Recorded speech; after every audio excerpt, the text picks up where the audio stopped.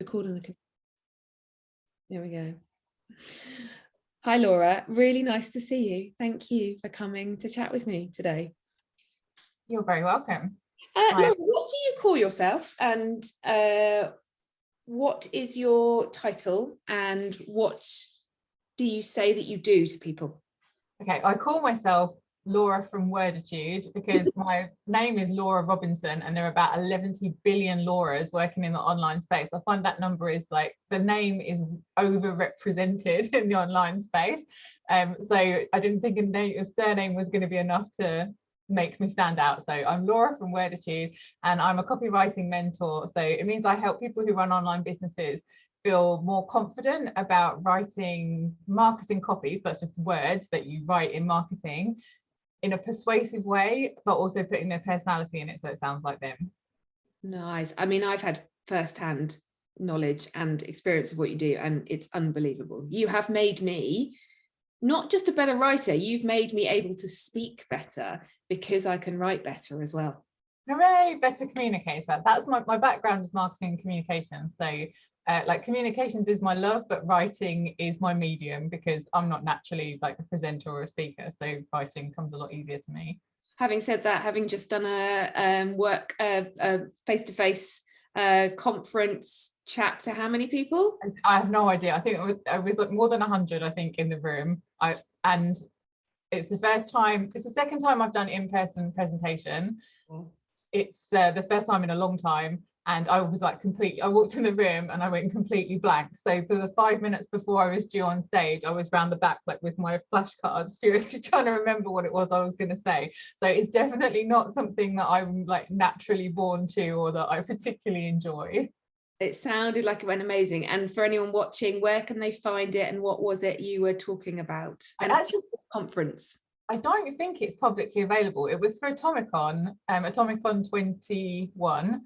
And it was about bank it moments, so about how you have to treasure every little tiny triumph along the way, because if you wait to celebrate the big wins, basically like mentally the resilience that's taken for you to wait until you hit that big goal is too tough. But if you bank all the little tiny triumphs along the way, it makes it a lot more manageable. Whoa, that's incredibly helpful to remember as well, and also very useful for our chat today. So it was based on so the talk was around my experience of raising children on the autistic spectrum and how different that is from the experience that I saw other parents around me. And that was a strategy that I used to make that like enjoyable, because I realized we weren't going to have any really good days. Like there were probably going to be no good days. We weren't going to get to the end of the day and go, yay, that was amazing, because the chances of getting through a whole day without any kind of meltdown, especially if we tried to do something like have a birthday party, Christmas, go out to the zoo, was like nil. So I knew there wouldn't be many good days, but I could see that there were many marvelous moments. So I captured those as best I could. And then when I started running my own business, I realized it's just basically the same thing. Like that strategy to develop mental resilience and help me be able to run my business and enjoy doing it is I'll just use that exact same strategy. And then I started sharing it with other people and they quite liked it. So I turned it into a talk.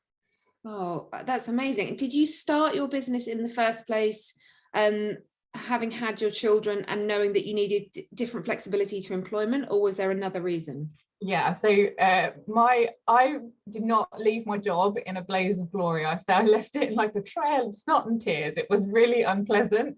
I had a 2-year-old and a 4-year-old when I literally walked out of my job. My mum had just been diagnosed with cancer. She is now fit and well, but it meant that my support network that I most needed when my children were little was gone, because they were all helping to look after her. I had been sharing part-time work with my husband because our youngest child had additional medical needs, which meant he couldn't go to a childcare setting, and he spent a lot of time going in and out of hospital. He's 100% healthy now. And my husband did not enjoy that, and he wanted to go back to full-time work, and I was like, I'm done. I can't work and look after the children and figure out childcare. So I left my job, gave myself a year to figure out how can I replace the income we've lost in a way that works, like with my laptop. I didn't even know about online marketing. I was like, I have a laptop and it connects to the internet. I must be able to find a way to make money. I have an Ethernet. Okay, what year was this?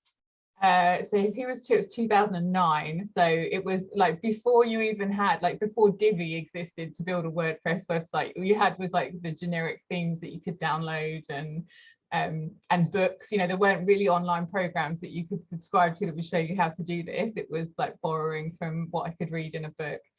So I gave myself a year to make up a certain amount of money every month. It wasn't a huge amount, just a few £100s just to get us by. But if I could make that consistently every month, I knew I could do this. And then my next goal was to make enough money every month so that by the time they were both school age, I didn't have to go and look for a job. I could stay home because it made financial and practical sense for me to be at home with them. So it wasn't having a business has not been born out of inspiration in any way. It was 100% from necessity. There's inspiration in there, sure, but I guess you're saying on reflection, the practical sense of it. Yeah, it was intense. I'm really sorry. I mean, I know I've known you now for 3-4 years, and lately we've been talking about some health stuff related to you as well, which I'd love to bring into that. But I guess where we're starting our conversation is also that you had your business with, I mean, what do we say? Not a different family setup at all, just something that was a challenge. It was, I mean, it was a bit crazy. It was the younger one, young son number 2, he was in and out of hospital probably for the first 4 years.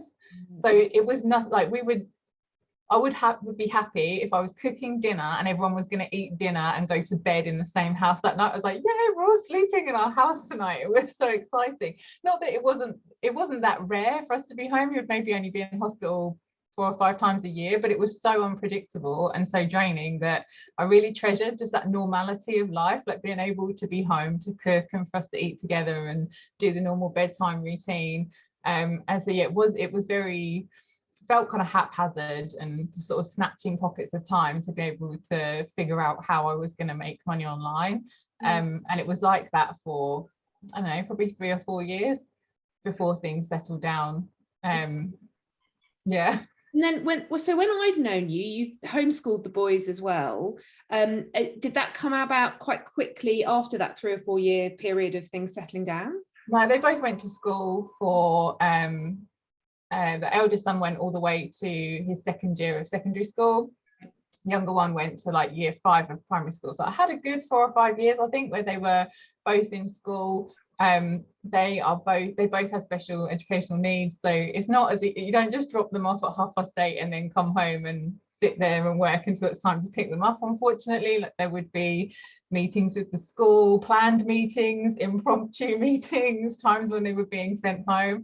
It was definitely less erratic than when they were little, but it still wasn't like hugely predictable. And then when our youngest son was 10, it became like mainstream education had run its course for him. Like he'd got as much out of it as he could. They weren't really sure, like what was available to us through mainstream education wasn't going to work for us. I didn't like what the options were through the special education route. He has autism, and I wanted him to be part of a community that just took him for who he was, and that's what we found in the home ed community. There's a lot of children with additional needs or special education needs as part of the community. He just was himself once he was part of that community. So we switched to home ed, gosh, that was about 3.5, 4 years ago now.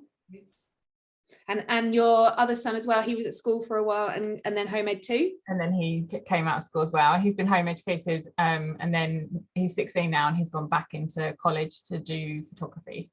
Awesome. That's brilliant. It feels really good that we were able to get, like, we knew what foundations he would need to be able to pursue what he wanted to do at 16. So instead of it being about like how many GCSEs can you possibly get, that didn't matter. It was like, what is the minimum requirements needed for him to be able to take the next step that he wants to take? And it feels really good that we were able to do that at home, and then he's been able to go on at 16 and be really ready in himself for that next phase of his life.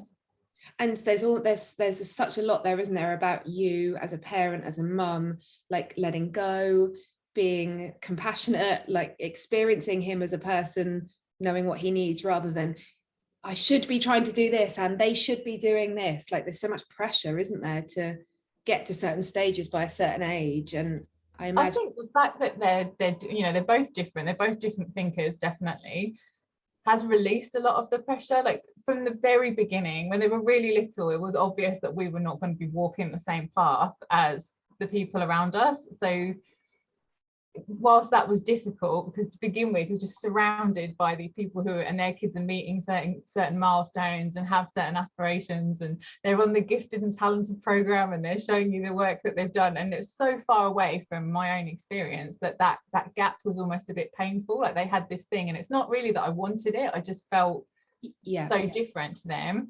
But we did that at a much younger age, so now like 10 years later this is like normal life for us. I don't expect it to look the same as anybody else's, and I love how different it is and how unique our experience has been. And your business, tell me about that during that process of homeschooling them and sort of up to the present day. You've obviously run your business and it's thrived and it's had different guises. I know that you've told us lots about changing services and things. How did you manage that with homeschooling, with hopefully profit and bringing clients in? I feel like I just don't think about it too far in advance, which, you know, in some ways makes the journey harder, but then it's less overwhelming. So in the beginning, it was just, what can I do to make enough money that means I don't have to get a job? And I fell into creating I learned how to build websites because I literally could not see anything else. I don't know why I was so blinkered, but that was the only thing I could see that people were doing online. So I started doing that and I really hated it. I was not good at it. It was not like my zone of genius at all.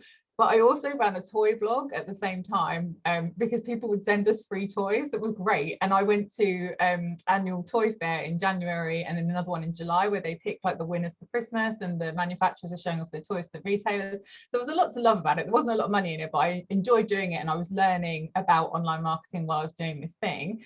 And at one of those fairs, I got talking to a web design company. And I was asking, the conversation was about like, how do you get the content from the clients? It's just a constant struggle to have the words to put on the website because they assume the web designer is going to do that. And that's not really what web designers do. Yes. And they said, oh, well, we just like whoever doesn't have a job on at the time in the office gets to write the words. And I was like, well, that's ridiculously inefficient. And I really like writing. So I dropped the web design and then started working for digital marketing agencies, writing the content for them to put on websites for a now looking at it for ridiculous like low fee, but it was like twice minimum wage. And I was just at home, I was like, this is amazing. I can't believe I can make this much money at home and not have to leave the house. And well, I'm guessing around homeschooling. Well, that was when they were still in school. So it was perfect, so any chance I got, I would sit down and I could write out this web copy and they did all the work, finding the client, talking to the client. So I literally just had to write. I didn't have to do anything else. So that was a good match for like where I was. And also didn't have a lot of confidence. So I didn't want to be speaking to clients and dealing with that side of things. And then I had it wasn't an awful client, it was just a very boring job where we wrote the website copy for a damp proofing company, and it was fine. It was just a little bit painful because it was writing a lot of SEO content over and over again talking about damp proofing topics, and there's only so many different ways you can say the phrase damp proofing before you're starting to lose the will to live. And when we finished, the agency got in touch and said, like, excellent news, the client absolutely loved it. They've given us the contract for the whole franchise and we need to write unique content for 5 different versions of their damp proofing company from all over the country. Hey. And I realized then that I needed to set up my own company so that I could find my own clients and decide what it was I wanted to write about. So that was while they were still in school, and that's how my own company came about and how I got brave enough to start interacting with the clients myself, finding them myself, charging a bit more for that. And then so that was all done for you copywriting. I was doing all the writing. And then around the time I took them out of school, I started to teach other online business owners how to write for themselves. I mean, I did it partly because that way of working works better for me. It's more flexible. I don't need that. Like if I write someone's copy, I have to sit down for like 5 or 6 hours to be able to do it. And I wasn't having those stretches of time available. But the other reason I really wanted to teach it is because I saw that a lot of the business owners who could hire me and pay me a lot of money to write sales pages were already pretty good at writing their own copy, but they were willing to pay for someone to do the sales page. And I knew that ability to nurture and connect with your audience before you put the sales page in front of them, that was the thing that was really making them successful. Like my sales page was helping, it was the icing on the cake, and they made more sales because they'd had it professionally written. but the sales page on its own would do nothing if they hadn't had that ability to connect and persuade their audience beforehand. And I wanted to teach that to the people who are not naturally gifted in that area, or don't find it that comfortable, or mostly have been like constrained by their experience of writing in school or in a corporate role, and they need a little bit of help kind of knocking that shell and coming out of it and learning how to express themselves when they're writing for their own audience. And when you like talk about this, there's such an ease with which you talk about it now.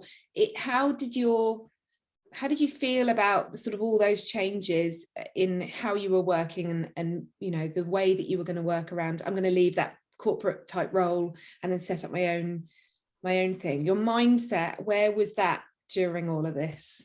I have this, like, I think, I don't know whether it's stubbornness or like a lack of flexibility in my thinking, but if I have a vision of how something's going to be next, then there isn't really any flexibility, and doesn't feel like there's a huge amount of choice. So when I left my job, I had decided that by Callum's second birthday, I wouldn't work there anymore. And it didn't matter, like nothing around that mattered. Just that was definitely going to be the case. And then I had decided that by the time they went to school, I would be in a position where it made no sense to me to go and work for someone else. I'd be better off at home.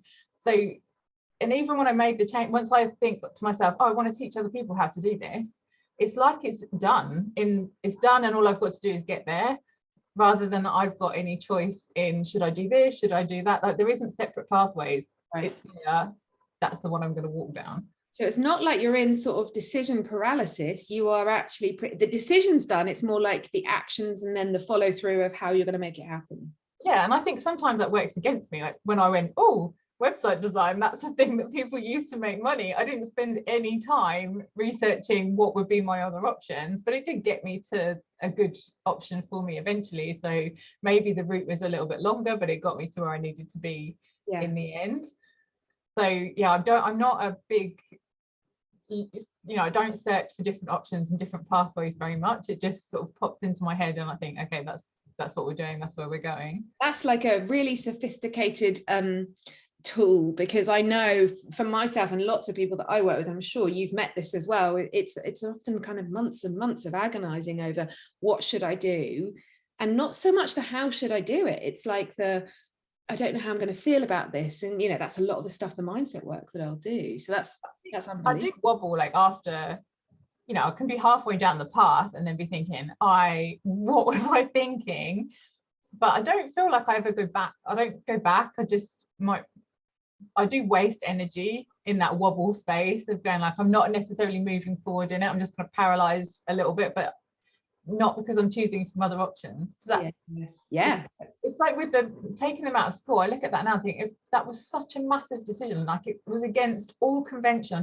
I knew one other person that had done it, and I think that massively helped that we were already friends with one other family that had left the school and chosen the home ed. But that was one person in the world that I knew had chosen this. And I look now and think that should have been really like angst ridden. I should have spent a lot of time deciding whether that was the right thing for our family. But there was just like a knowing of, oh, we're going to do this. Don't know if it's going to be this year or next year or when, but it's definitely going to happen. And then the timing just made itself known quite naturally. But I love that, because actually there was just a knowing. It's the intuition part, the gut part, this is whatever that is, if that's you as a human, as a mother, as a pet, whatever, it's like, no, this is exactly what we'll be doing. There's something really beautiful about that, and again, easeful. Yeah, it's not much head work goes into it. Don't overthink it. So Laura, can you tell me whether you've got an instance of this? I don't know, but how did you manage on super difficult days, like a day when you've got a deadline and it's a really important one, and you needed to be homeschooling the kids, or something was happening that made that hard? How do you manage that? Because a lot of us, we may not report it so much, but we all have instances of that, whether we've got kids or not. It's life gets in the way of our businesses, doesn't it? Can you give us guidance or examples of what you've done to kind of manage those days? Okay, so I saw, like, I have 3 roles. I mean, I know I have lots of different roles, but my 3 main roles are in running my business, which includes like serving my clients and working for my clients, I see like the role as mother and home educator, it's all rolled into one, because once you start this life, it's all day, every day. You're doing it all the time. There's not like lesson times or anything. So I have, you know, the Laura that runs the business, the Laura that is the mother and home educator, and then I have the housekeeper who has to do all the other stuff in the home, cooks the dinner, like makes life function for all the people in the family. And basically I can be good at one of those things on any one day, but definitely not all three at once, and I wouldn't even attempt it. So if something was really crisis point at home and they 100% needed my attention, then the client would have to wait. But if it was more like, or I feel like we should have done some maths today, or I wish we'd gone out for a nice walk because it's sunny, but I've really got to do this deadline, like it just wasn't going to happen. You know, it wasn't going to happen. The client was getting prioritized. They may have spent quite a lot of the time on that day playing video games to keep themselves occupied, and we just do it another time, because we've got evenings, we've got Saturday and Sunday. Like there's not, home ed doesn't have to happen at a particular time. So if I look at those three roles, it would be very rare that a hard deadline would be happening in all three at the same time. So I could just prioritize where is the hardest deadline. Okay, that's going to get my attention, and the rest of the time I'm trying to live it in balance. Like not every day is dropping two balls while you focus on one, but it was just very rare that all three would come into a serious conflict at the same time. I've never pictured it in that way, and actually thinking about it, I mean, that's going to help me a lot with my home life. I find managing the house really quite difficult these days, and especially when two of you are working in it, and especially when you have a child added to it, and especially when you have animals. It's not super but actually you're right. It's like, well, what did I do? What did I achieve? Or what am I going to focus on, so that you can let those things go? I've done quite a lot of letting go, but I just think we can always let go of more, can't we? And what's the thing you're going to remember? Like when I was a kid, me and my brothers still talk about this. One of our favorite times would be when my mum and dad were decorating a room. And that meant that for the whole weekend, they would disappear into this room and they were busy. And we would be four feral children who had to fend for themselves and just watch TV. And we basically for 2 days lived on these, we'd get mixing bowls that you would make cake mixture in and fill them up with dry cereal and walk around for 48 hours eating Frosties. Like, we're still alive, we're functional, we have normal relationships, we're all healthy. One of us has even managed to get a PhD. Like, not me, that's the clever youngest brother. Like, that was their priority, was we're going to decorate this room, and it didn't matter if no laundry, nothing got cleaned, nobody got fed. I'm sure we probably got dinner, but I don't remember that. I just remember you had cereal all day, fine. And watching the Goonies on repeat like 3 times in a weekend. The things that we think matter as adults are not the same things that our kids remember as important. So that has given me a lot of flexibility as well, to think about, like, what would they rather? Would they rather have me like screaming like a banshee, but I've managed to do this client work and cook a delicious, nutritious meal? Or would they rather I put chicken nuggets and chips in the oven, did the client work, and sat down and watched TV with them? Like, they would rather have the quieter, easier life. And I was going to say as well, like, laughed somewhere in there, either been with them and laughed, or being aware that you're laughing or doing something fun. Like, anyone picks up on that, kids, adults, whatever. We pick up on the fact that someone's easeful or having a nice time, don't we? And that energy in the house is so nice. It's radiant in a way, isn't it? It's like, that's the household I want. I don't want it to be rigid and same with my work. It's the business I want. Rigidity is not really my favorite thing in work either. So, and it's the model we want to set. Like, I don't want them, like, now my oldest son's doing his college work and he gets like really intense. Like, he wants to do extremely well. I want him to also have the balance of knowing I've worked really hard and it's a sunny day, I need to go out for a walk, but my bedroom's a mess. It's like, just leave it. Let's go. The sun is shining now. Go, leave the mess. We're going to go and do this now. I want him to be that flexible in his thinking and how he approaches life. Not feel like everything's got to be perfect before I can take a break, or I've got to juggle all of these things to perfection at all times. I absolutely love that. And just to sort of move us to more present day as well, you and I have been talking about health quite a lot for our own health conditions, and running our businesses with our health conditions as well. You said when we came on this call, when I first spoke to you, I'm sort of starting January with a bit of a blank slate. And I know from previous chats that you've been going through some health issues, migraines and similar stuff. I would love if you would like to share a bit more about like how your health has been or is impacting business right now, and what you're doing to, I'm not even going to say combat because that sounds like the wrong word, but help yourself and prevent it or help it when health is an issue. Because I think that's very useful for people to hear. I think we think people aren't suffering, around us and everyone's kind of perfect, but that's just not true.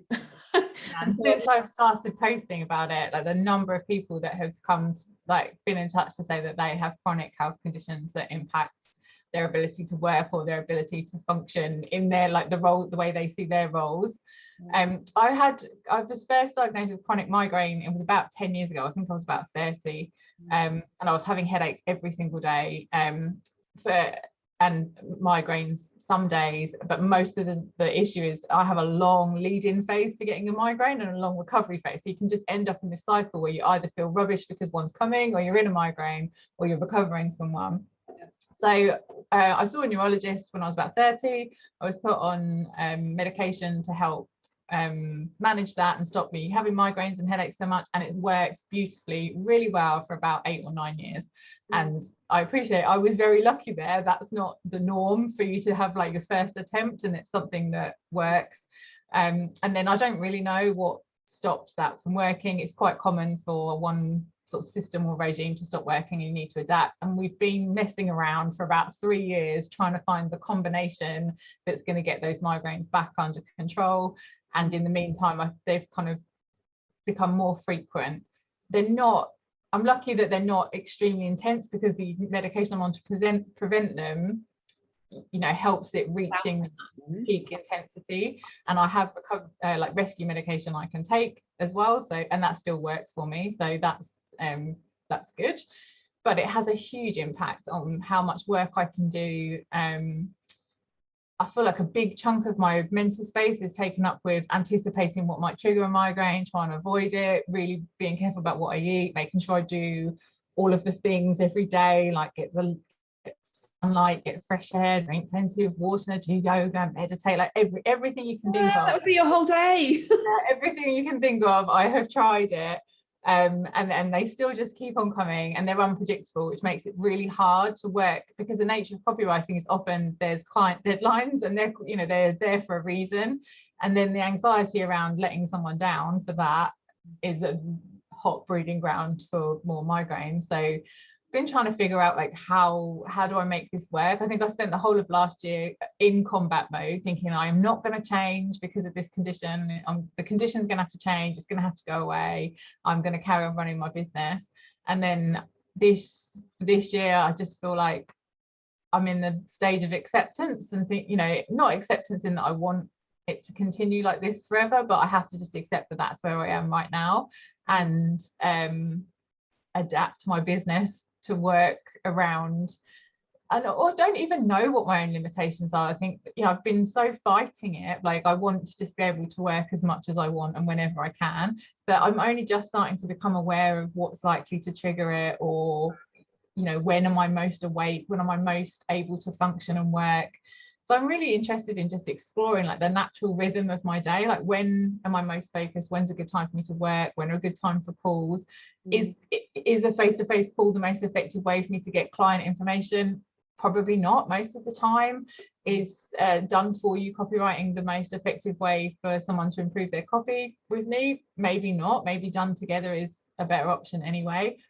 So it does feel like I've arrived with all of this experience and knowledge, and then got to this year and gone, okay, like let's start. I mean, I'm not starting over, because I've got courses I've already written, methods I already use. There's so much in place already. But I'm trying to be in this space of being really open to what are my options? How can I best deliver what I do, or help people with the skills and knowledge and experience that I've got in a way that is sustainable for me and enjoyable? I feel like you're also referring to a sense of deprogramming about how overall we should be running our businesses but also deprogramming from the online world on, you know, all the technical things that we're meant to do that I personally find a lot of people don't, for all sorts of reasons, not because they don't want to or don't always think that they don't work, but lots of barriers. And you almost rewriting the script of your business suggests that there's this idea of, let's rewrite how we talk about running our businesses anyway, because otherwise it's just a dangerous game we're all playing of going, you should be always online, you know, showing your face on stories, and you should always be, I mean, this is probably one for you as well, you should always be writing a list to your email every whatever day, week, month, quarter. And I think not just with health conditions, but with restrictions, we can't stick to deadlines always, or we don't want to set them. Is that the right word to be using, deprogramming? I feel like it's about getting to the why you would do it in the first place. So that's another gift that having 2 kids on the spectrum has given me, is that they never ever stop asking why. Like, there's nothing is ever like, okay, yeah, that's how we do it. Their question for everything is like, but why do we do it like this? But why? And I've, like, you know, after an initial 2 years of going, for goodness sake, you're not just do the thing I've asked you to do, and then I realized that's just their nature and they're going to ask me why all the time. They just don't take on board cultural norms. So neurotypical people will see how something's done and just fall into line. So the whistle blows in the playground, all the kids line up, the new kids will go in the line, because that's how it works. My kids would just stand there and go, why has everybody got in a line? They look really funny. And then they would get into trouble because they didn't get in the line because they haven't fallen in with the norm. That is like the best illustration of how their brains work. And when everybody else is going, this is how it should be done, because I can see that's how everyone else does it, they're standing there going, hey, why are you all doing that thing? And then they look really disruptive and difficult because they never stop questioning. And I wish I had taken more of that into the online space. And it's taken me a really long time to realize that that's what I needed to apply to my business. That same, like, okay, but why do we tell people that you have to contact your email list every week? And when we go from that place of like, why do we do it? Okay, well, what would be a better way to achieve that same goal that works for me? And I feel like I've done a good, like, when I teach people how to write their own copy, that is in my teaching. That's something that I really try and put in my courses. Say, look, this is a way of doing it. The reason why we're doing it is this. Yeah. You take what I've said and you find your own way that's going to work for you. I really try and get into the reason why we do this. When I do, you know, I do sales page breakdowns for people. If it's not working and I go in and do a copy review, I really try and get into, I would suggest you change this about it. The reason is, I'm anticipating your visitors doing this, but they might be doing this. This is how you notice, like, measure their behavior. This is how you notice if what you're doing is working. So I'm not telling them what to do. I'm saying, like, here's why we would do it. Here's what we would anticipate happens as a result of doing that. Here's what good looks like, and here's when you'd need to worry. Here's what you can do about that. Not, you must always put your countdown timer clock 2/3 down the page. I'm like, well, no, you don't. Like, for some people that's great, but for other people that's not going to work. So I think in teaching side of my business, I've really naturally gone to the why and explaining it. But when it came to running my business, I was absolutely like, oh yeah, everyone does a group call and it's an hour long on Zoom, so I'll just do that because that's what everybody does. And what do you think has then, I mean, also, if we spoke to you, it sounds like there's an immense confidence about, I can just do this differently, and also I have to, but I can. Is that because I have to? Right, it's because you have to. Because I have to. Like, I'm not, you know, when I left my job, it's because I had to. Like, I was not well. There's no way. I couldn't speak. So I was so unwell that the doctor signed me off, and I had written him a note because words would not come out of my mouth. I was unable to speak. I was like that mentally broken. So it's not like I had many options. Yeah, I could have gone off sick and gone back to my job, but I wasn't doing that to something that had made me that unwell in the first place. When we took our kids out of school, for the younger one, that was more of a decision, but for the older one, he was quite unwell. And so it was like a decision that was forced. So I don't, you know, it's not, like I say, most of the time it doesn't come from, the inspiration's there, and it meant that once our hand was forced, I already knew which direction we'd move in. So there wasn't that pain of like, oh my God, the situation's so awful, I don't know what to do. The situation would be awful and I go, okay, off we go, like, this adventure's finished now, we're done with this, it's now time to move on to the next thing. But it's not, move before the pan gets too hot. Basically, I've waited, the pan is boiling, and then I go, okay, now I need to get out of the pan. Right. I think that's what's happened with my business, is I'm forced to. I think I cannot just keep doing it the way that everybody else does it. It doesn't work for me. And so my hand is a bit forced, but I've already got a rough idea of what it is I want to do in the next move. What would you say? We got some great advice around, your home and work life. So given health issues, health conditions, what would you say to someone who is, whether it's migraines or not, going through some health stuff, restrictive stuff that means they can't work in the same way that they would like to? What would you say to them? What should they do? Or tell your clients.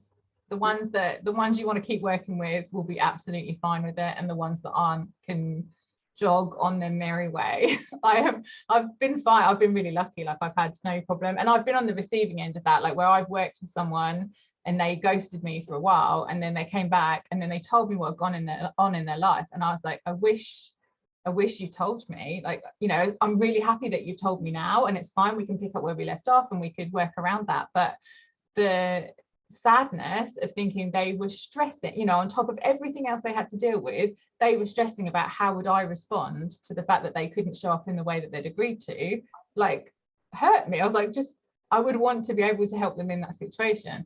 So it's been good because I've had it from both directions. And I think most of the people I've spoken to have had at least one scenario in their life where they can say, oh yeah, no, I remember when that was happening to me, or actually, did you know I experienced this? So I think just being as honest as you are comfortable being, like, if you don't want to share all the grisly details, then don't, but share what you're happy to share. And then clients understand that it's not a commitment issue, it's not how much you want to be doing this.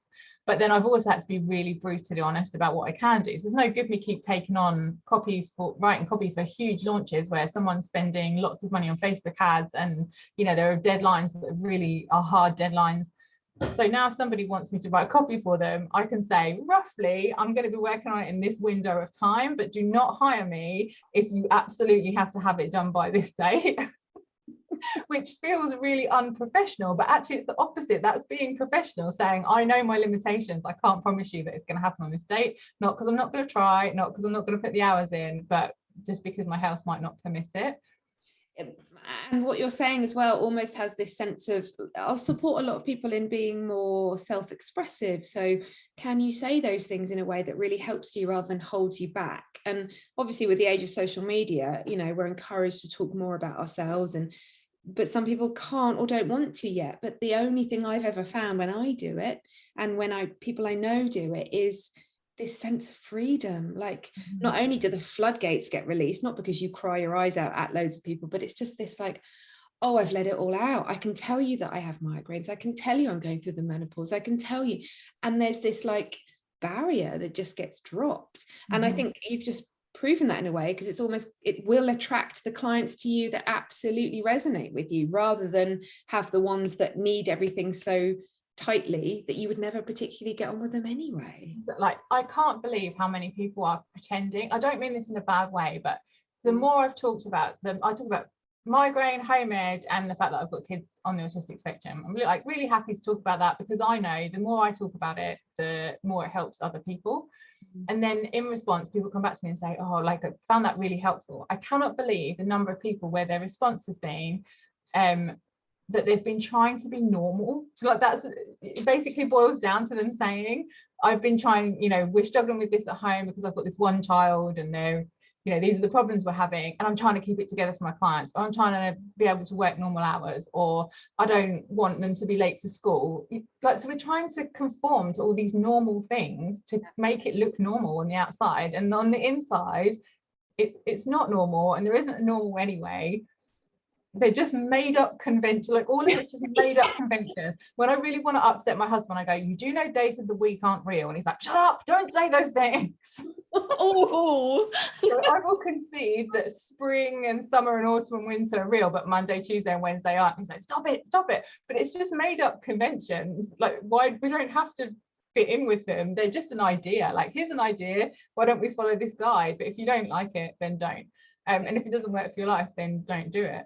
But I am surprised by how many people come to me after I've shared something and say, they all having a very similar experience or something that, you know, they relate to it. But what's made it worse for them is that they're trying not to let anybody know. They're trying to deny that it's happening or carry on as normal without acknowledging where they're at right now.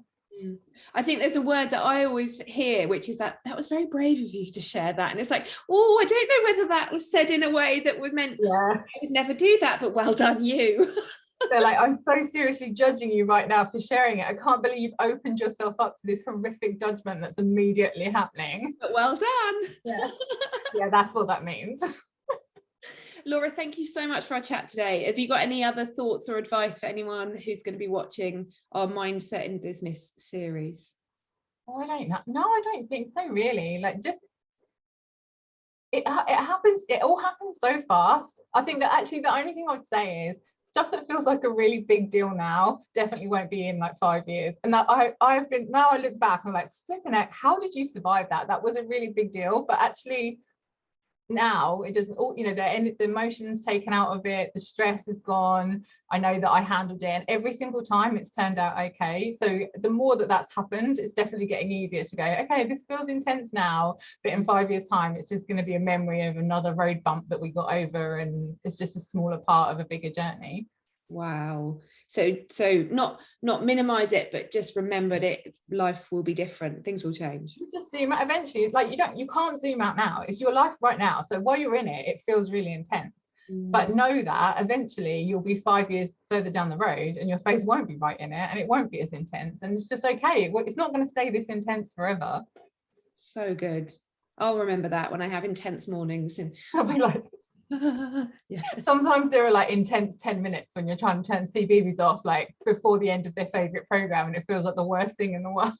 It's exactly it. I'm experiencing intense, very sort of minor moments, and it's so high, and then it's like everything's fine now. Everything's absolutely fine. Laura, thank you so much. I will look forward to speaking to you again soon. You're welcome. Thank you.